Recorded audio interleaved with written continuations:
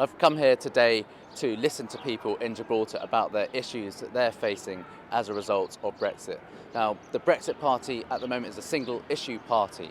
It's standing on the platform of democracy, on respecting the result of the referendum in 2016.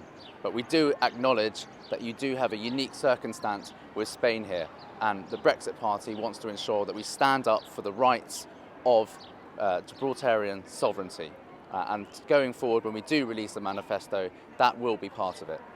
Surely you're aware that the vast majority of Gibraltarians voted to remain in the referendum. So why would you think that there's any political gain for you to be here? Well, we had a referendum in 2016, in, out. Do we want to stay in the European Union or leave? And the vote was to leave. In 2018, we had a general election. And it was very clear, both party manifestos, Labour and the Conservative, said that they would respect the result of the referendum. Over the past 3 years, that hasn't happened. There has been no respect for the British electorate or democracy. So the Brexit Party was formed in order to put pressure, to send shockwaves through Westminster that they cannot go against the wishes of the British people. So we are very much like the referendum party of 1991, 1992. We're a united, diverse group of people from different political backgrounds. We're all united to ensure that democracy is respected. And the words about betrayal are very clear. If the electorate is ignored by members of parliament twice after 2 votes, then that is a betrayal of democracy. But the question remains, you haven't published any clear policies or manifesto commitments. And that's true, because we are standing on the single platform of respecting democracy. But as you will also appreciate, the European Parliament isn't an executive. MEPs don't create legislation anyway. That's done by the unaccountable, unelected Commission. And if you look at the other parties standing in the UK, they don't have a full manifesto, a full set of policies, because they know no party getting elected to Parliament can make any difference anyway. So you're against unelected people in government? We stand for transparency, accountability and democracy. Would you do away with the House of Lords, for example? There is, and that's a very good point, the requirement for electoral reform in the UK has never been greater.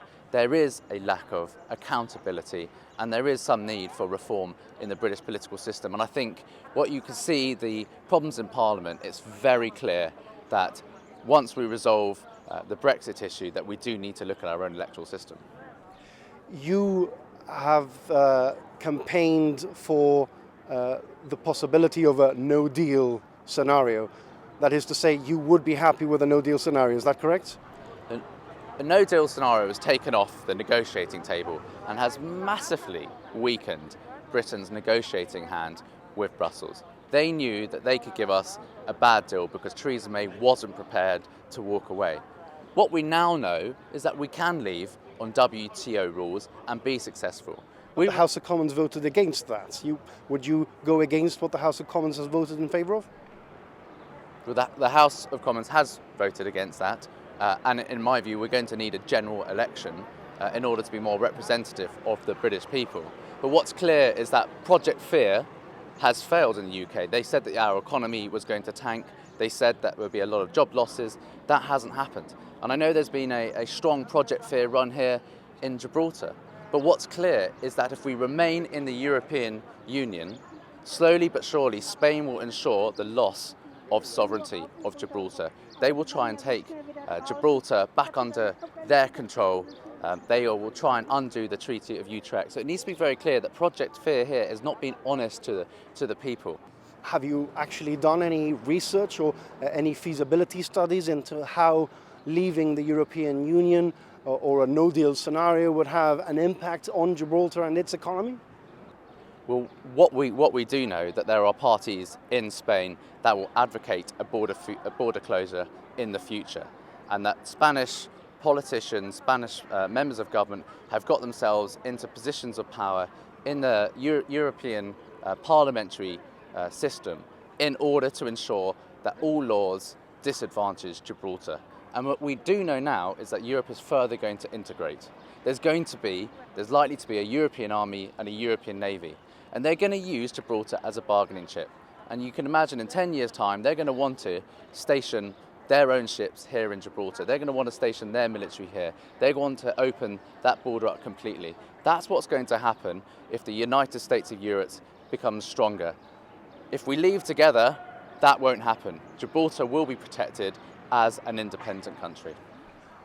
All of Gibraltar's politicians, current serving politicians, have said that the ideal scenario for Gibraltar is to remain in the European Union and would back any party which is willing to campaign in order for the United Kingdom and Gibraltar to remain in the European Union. What would you say to them? Well, they are trying to avoid short-term harm, but they are jeopardizing the future independence of Gibraltar. In the long term, because Europe is only going to integrate more, Spain is going to put a huge amount of pressure on other member states to erode democracy here, to erode control here. And they will ensure that eventually that they retake control over Gibraltar if you remain in the European Union. So that is the message for them. Maybe not in the next couple of years, but in the next 10 years, you will lose that. With Britain, we will always stand alongside Gibraltar. We will always stand up for Gibraltar, and that can only be thoroughly done outside the European Union.